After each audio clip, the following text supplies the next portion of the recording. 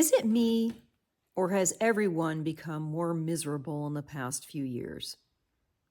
That was a question that I came across this week while I was searching Google for something.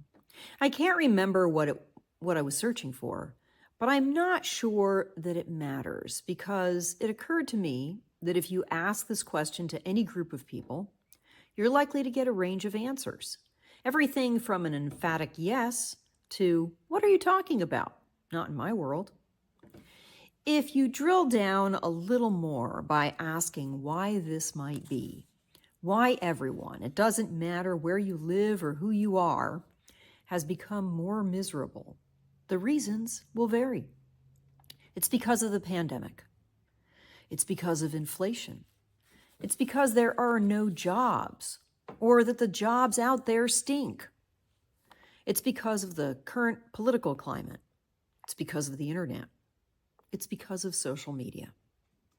I think we've all had enough of the pandemic, and we all know about inflation.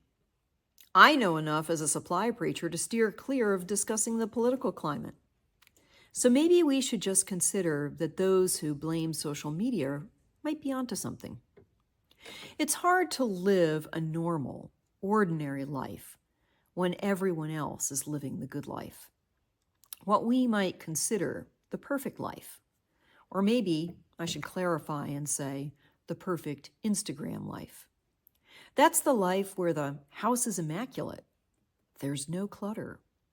There are no stains on the carpet. And of course, there's no toothpaste in the bathroom sink. And there's no garbage on the pantry floor because the dog decided it was time to have dessert while you were sleeping. It's not that there aren't videos of dogs doing such things and blaming the cats. It's just that those are on YouTube and they're for entertainment. The thing is that social media has given new meaning to the phrase, keeping up with the Joneses. We can now be bombarded 24/7 with images of people who do more and have more. And those comparisons, well, they lead to questions and they lead to misery. The questions are things like, why can't my life be like that? Why can't I work 4 hours a week and still have enough to live on? Why does it take so much time to clean and maintain my house, and it still doesn't look like that? What did that person do that I haven't? And of course, then there's the misery. They obviously have been blessed, and I haven't.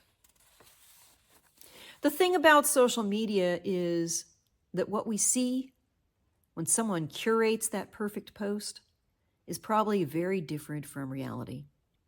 The pile of laundry, well, that's off in the corner and it's also just off camera. There's probably a Cheerio stuck to the ceiling somewhere, especially if you've got any number of children. It could be 1, 6, 7. There's probably a Cheerio. And it's also simply not possible for everyone to drive a Tesla. I haven't made that many. Now, I'd like to say that each of us is just as miserable as the next. And I suppose that probably could be true, but then I wouldn't be preaching.